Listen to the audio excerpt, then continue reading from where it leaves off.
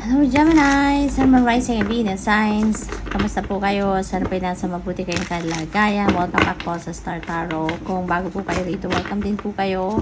Please subscribe, like, share my videos, and please send me a comment po kung nakaresonate kayo. Thank you. So first message po ninyo is for general life. And we have the Forest Lord. Ayan. So, napakaganda nito kasi this is about stability. No? This is also about organization. Yung ganon. Kaya magiging mas maayos ngayon ang makakaganapan sa buhay ninyo. No? Lalo-lalo na pagdating sa trabaho, aayusin mo din ang lahat. Hindi lang yung physical space mo, kundi yung pagtatrabaho ninyo mismo, paano ninyo pinaperform ang trabaho ninyo, ayusin mo din yun, no? Pagdating sa pera, no? Maaaring magiging mas maayos din dito yung inyong pag-budget, yung ganon. Pwede rin na meron ditong promotion, no? Ang iba sa inyo, baka kayo ay mabibigyan na ng tawag dito, pwedeng mabibigyan na kayo sa ngayon ng promotion into a leadership role. Baka kayo ay magiging bossing na, magiging manager na, supervisor na, yung ganon, ano, Gemini. Pwede rin na pati rin sa bahay ninyo, no? Siguro may mga renovations kayong gagawin sa bahay or mga magre-reorganize kayo ng furnitures ninyo, mag-aayos kayo ng bahay, magpapaganda, yung ganon, no? So depende yan sa inyong sitwasyon. Pagdating naman sa inyong money, career, and finances, we have Weaver with Spells. Ayan. So, this is, sino nga ito? Queen of Wands. Ito. So, kung ano man yung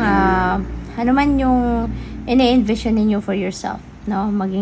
Kung anong goal ninyo pagdating sa kaperahan ninyo, goal ninyo pagdating sa inyong trabaho, career, or negosyo, now is the time that you are really going to exert an extra effort para ma-achieve mo yon.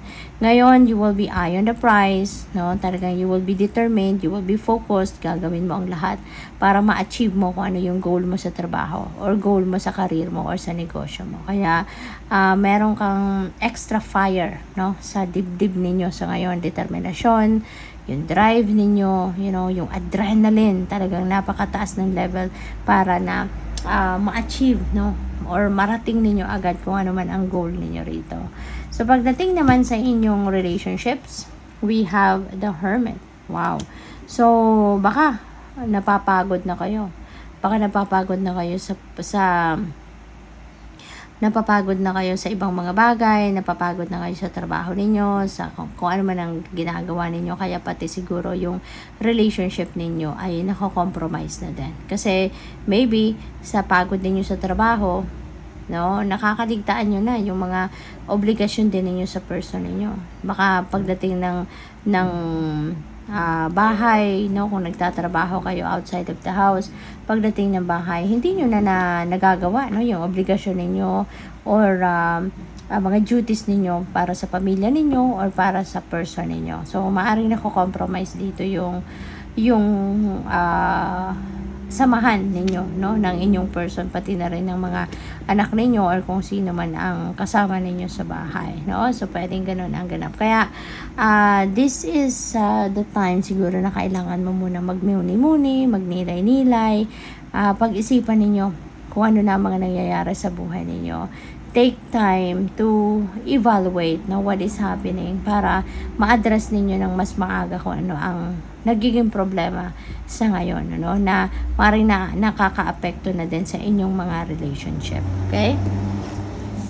So, tignan natin kung ano pa ang mensahe para sa inyo. At kukuha tayo ng clarifiers dito, no, Gemini.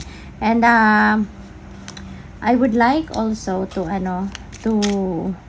say thank you sa lahat ng support na binibigay ninyo sa aking channel. Thank you for being here. Thank you for subscribing, for not skipping the ads, and for those also na nagpapadala sa akin ng donation through super thanks.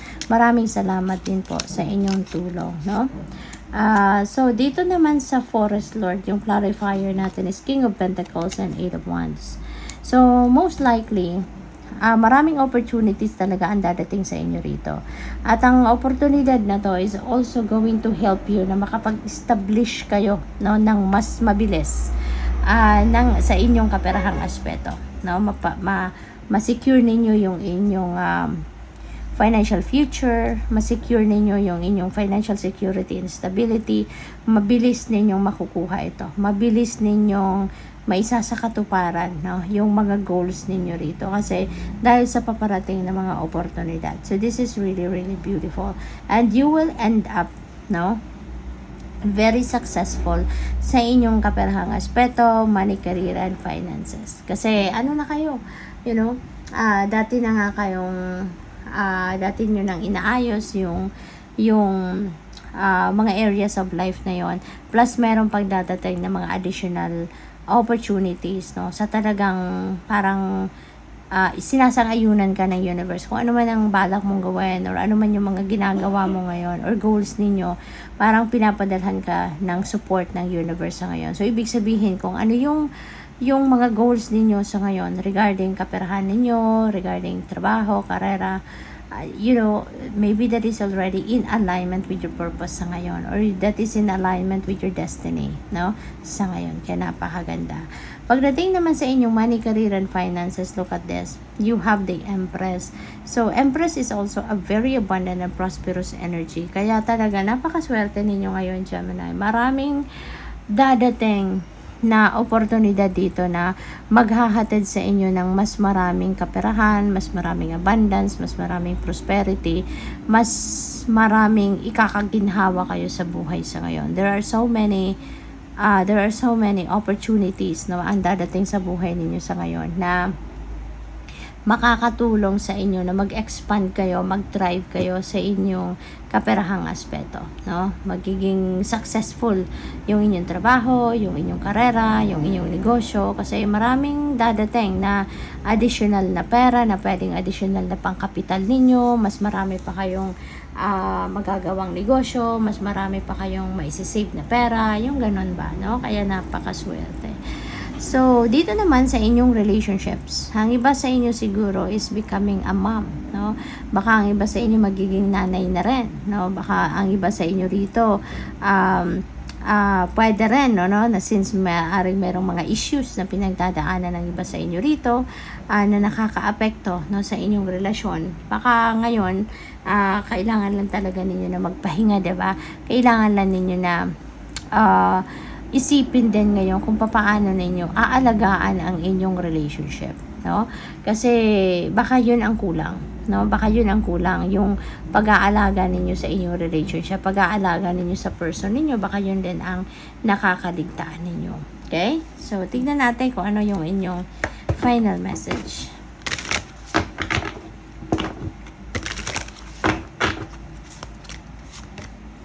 We have patience. Ayan. So, maybe ito yung kailangan din ninyong i-practice sa buhay ninyo ngayon. Be patient. Kasi hindi lahat ng gusto natin nakukuha natin sa timeline na gusto natin. Hindi lahat ng minimithi natin sa buhay makakamit natin sa panahon na gusto natin. Kaya kailangan natin na mag-practice ng patience. Kailangan nating matuto tayong magpasensya. Okay? So, good luck po. Thank you for watching. Love and light. Namaste.